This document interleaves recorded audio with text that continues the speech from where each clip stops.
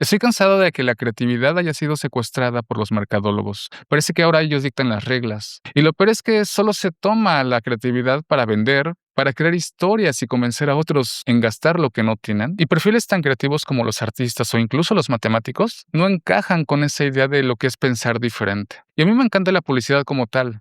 No compro porque no tengo dinero, pero lo cierto es que un buen comercial, un buen cartel o los copywriting están orientados para fomentar el espíritu de ventas. Y en este contexto, a menudo esto que se llama creativo terminan siendo ofertas sin mayor fundamento. Piénsala en tu experiencia profesional. Por ejemplo, cuando hay reuniones de trabajo en las que se busca compartir experiencias, aplicar metodologías, donde todo parece fluir. Y muchas veces esos grupos de trabajo no logran aterrizar algo duradero, pero en específico porque muchas veces se sobredimensiona el papel de lo que llamamos lluvia de ideas, design thinking, y a menudo caemos en una especie de fomento de la creatividad que más que nada parece improvisación. Por ello, hoy trabajaremos en este taller la noción de que la creatividad no es algo que hay que dejar fluir, sino al contrario, es una confrontación constante con nuestros propios límites. Y para ello, creo que el filósofo más conveniente para desarrollar esta idea es Immanuel Kant. A Kant se le ocurrió durante el siglo XVIII investigar sobre los límites del pensamiento humano, y por ello se pasó años escribiendo la crítica de la razón pura, la práctica y la crítica del juicio. En esos textos se propone la idea de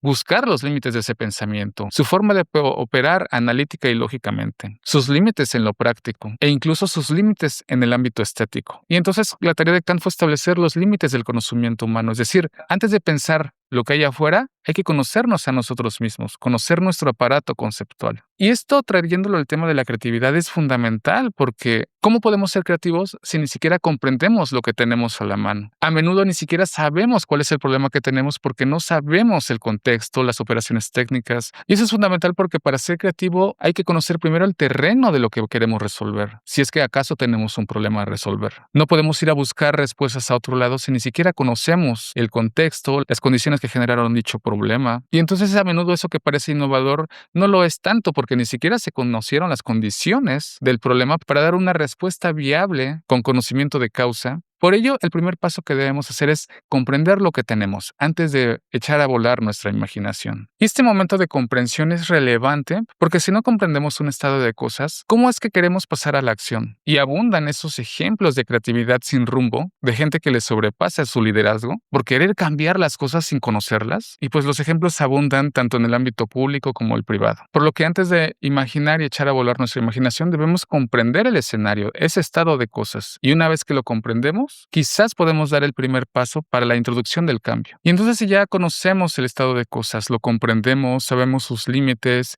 y ya tenemos el objetivo o qué queremos transformar, ¿qué sigue? Damos el paso a buscar ese cambio, pero a conservarlo en el tiempo, es decir, conocer su proceso de implementación. Y eso se conecta con la idea del pensamiento sostenible, con esa idea de que los proyectos deben ser durables en el tiempo y que tengan un mayor impacto en la sociedad o en el entorno donde se van a aplicar. Y entonces, intentando recapitular esta idea, ¿por qué es relevante conocer lo que tenemos? Es decir, ¿por qué no ir a buscar en primera instancia y ser creativos y dejar fluir la mente para encontrar la solución? Porque muchas veces la solución puede darse en el mismo entorno del problema. Y entonces a menudo la innovación surge desde dentro del problema, sin necesidad de ir a buscar una solución por fuera. ¿Por qué son importantes estos momentos antes de pasar a la parte de la creatividad?